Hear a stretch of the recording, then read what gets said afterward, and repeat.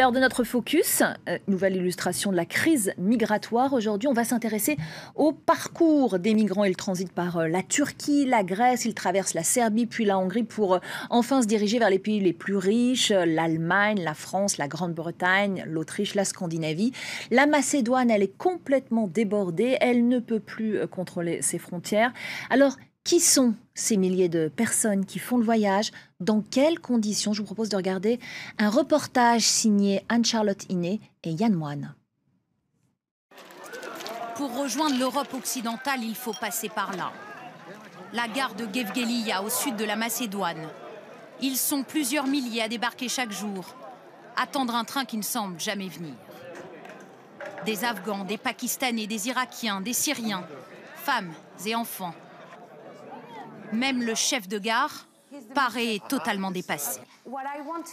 Mais que font les autorités macédoniennes face à cette situation? Rien. Que voulez-vous faire? On n'a pas de train, on est un petit pays. Il y a seulement 3 trains et 5 policiers pour environ 2000 personnes. Ils attendent le train, mais aussi des laissez-passer délivrés par les autorités macédoniennes pour leur permettre de quitter le pays. C'est le cas de Mohamed Al-Alachi et sa famille. Ils sont arrivés la veille. Des Syriens musulmans sunnites venus de la banlieue de Damas. Lui travaillait dans l'import-export. 18 personnes en tout. Son épouse, Mariam. Les cousins, Abdullah, sa femme Raya et leur petite fille Atiaf, 3 ans et demi. On a tous fui la guerre. C'était devenu trop dangereux de rester tous les jours. Il y avait des bombardements. Ce soir-là, pas de train. Mohamed et sa famille passeront la nuit à dormir sur le quai. Lendemain matin, nous les retrouvons juste en face, à la gare routière. Et curieusement, ils ont le sourire. Dans la nuit, ils ont obtenu leur laissez-passer et ont acheté des billets de bus. Direction la frontière serbe. Oui, c'est simple. Je sais comment y aller. J'ai longuement étudié sur la carte, sur Google. Désormais, une seule obsession. Quitter la Macédoine au plus vite. Ils n'ont que 3 jours de sauf-conduit pour traverser et sortir du pays. Ce premier trajet de bus coûte 500 € pour 18 personnes. Il doit les conduire jusqu'à Tabanovce, près de la frontière avec la Serbie. 2h30 de route. L'un des seuls moments de répit pour ces réfugiés. Après des jours de voyage et d'angoisse, la fatigue commence à se faire sentir. Ils ne rêvent qu'à une chose, l'Allemagne, le pays qu'ils veulent rejoindre à tout prix. La plupart des chauffeurs de bus qui transportent des migrants ont peur. C'est mal vu, dangereux. Alors celui-ci les lâche au milieu de nulle part, sous un pont d'autoroute, pour ne pas être vu. La frontière est à moins de 4 km. Il fait déjà près de 40 degrés. Une marche périlleuse commence. Ils cherchent des chemins de traverse pour éviter les contrôles, passent par des petits villages, des voies de chemin de fer, puis à travers champs. Mohamed Al-Alachi s'improvise chef de groupe. C'est lui qui donne les consignes. Écoutez-moi, vous ne parlez à personne. Je ne veux prendre aucun risque. On reste ensemble. Si on n'était que des jeunes hommes, ça irait, mais n'oublions pas que nous avons des femmes et des enfants. Même sans policier en vue, il faut rester discret et courir. 2 par 2, tête baissée, en silence. Nous nous plions aux consignes.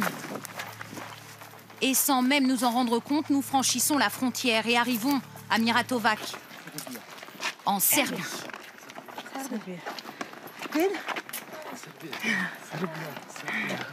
3 heures de marche sous un soleil de plomb. Le groupe est à bout de force.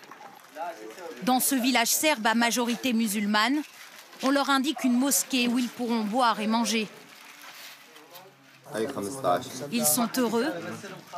Voilà une étape de franchie. Je garde mon pays, ma famille dans mon cœur. Quand tout sera fini, la guerre, j'espère pouvoir regagner la Syrie. Mais quand, alors ça, je ne sais pas. Retour dans un bus. Ils ont attendu plus de 6 heures le même genre de laissez-passer des autorités serbes.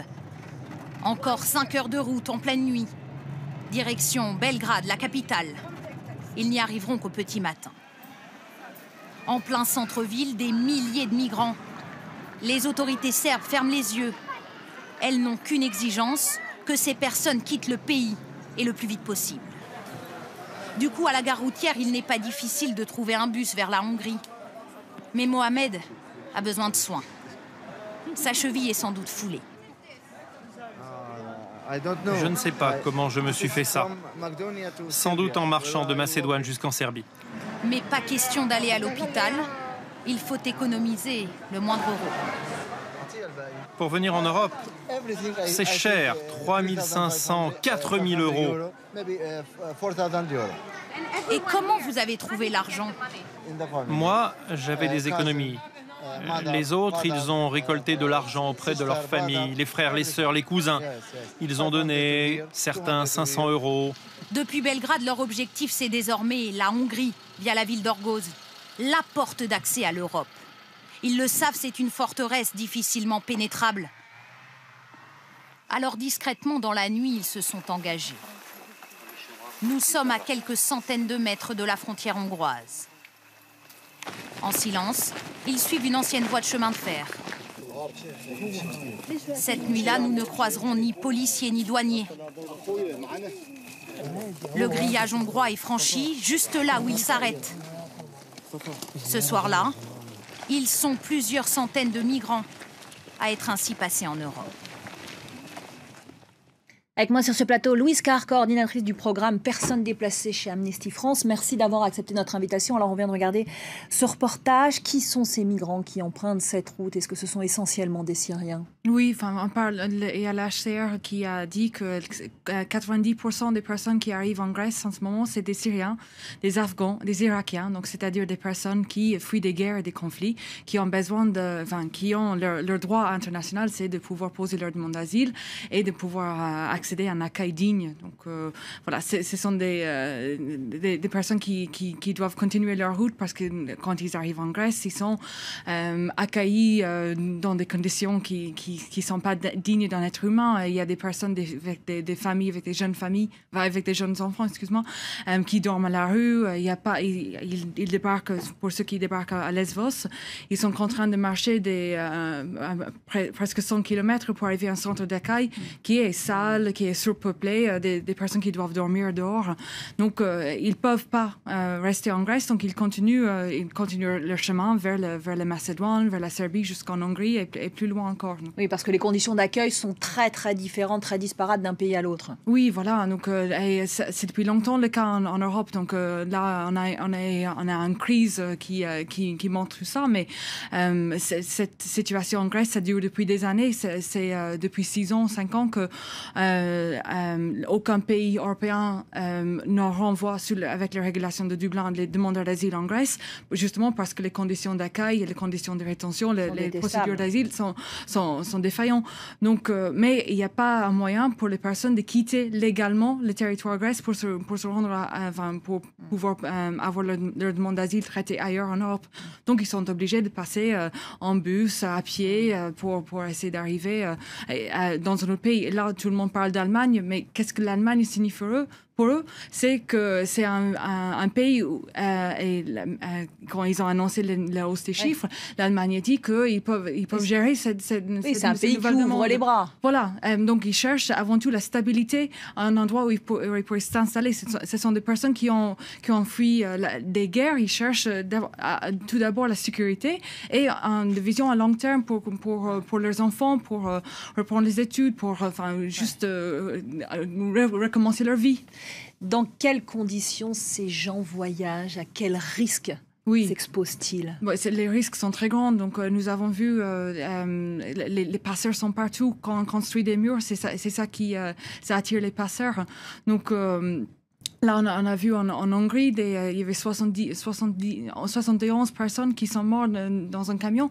Si on pense que ils ont trouvé des papiers des Syriens, enfin, des papiers de Syrie dans le camion. Donc, si on pense que ces gens, ils ont échappé à la guerre pour mourir dans un camion au bord de l'autoroute. Donc, ça, c'est une honte pour l'Europe. Donc, voilà, il y a les restes passeurs qui font payer très, très cher. Vous avez vu, on a vu dans le reportage le nombre de, enfin, l'euro, enfin, le nombre de, pardon, combien ça peut coûter, mais c'est aussi l'argent qui peut être utilisé justement pour créer leur nouvelle vie, pour pouvoir s'installer. Là, c'est des économies que... Oui, alors qu'il y a une vraie exploitation de ce voyage au périple de leur vie. Voilà, oui, ou sinon les gens ils doivent contourner, enfin faire un autre chemin pour arriver, mais c'est toujours dans l'illégalité, donc rien n'est sûr, et on réagit toujours coup par coup. Donc là, il y avait des personnes qui ont eu des laissés-passer pour l'Hongrie, mais maintenant ils peuvent plus passer. Donc on réagit par crise, pas avec une vision globale. Pas avec une vision globale et encore moins coordonnée au niveau européen. Voilà. Et ça va peut-être venir avec toutes ces réunions qui sont à venir. Merci beaucoup, Louise Carr, coordinatrice donc de ce programme Personnes déplacées chez Amnesty France. Merci d'être venue en direct témoigner sur notre plateau. C'est la fin de cette demi-heure de Paris Direct. On se retrouve dans quelques minutes pour la suite.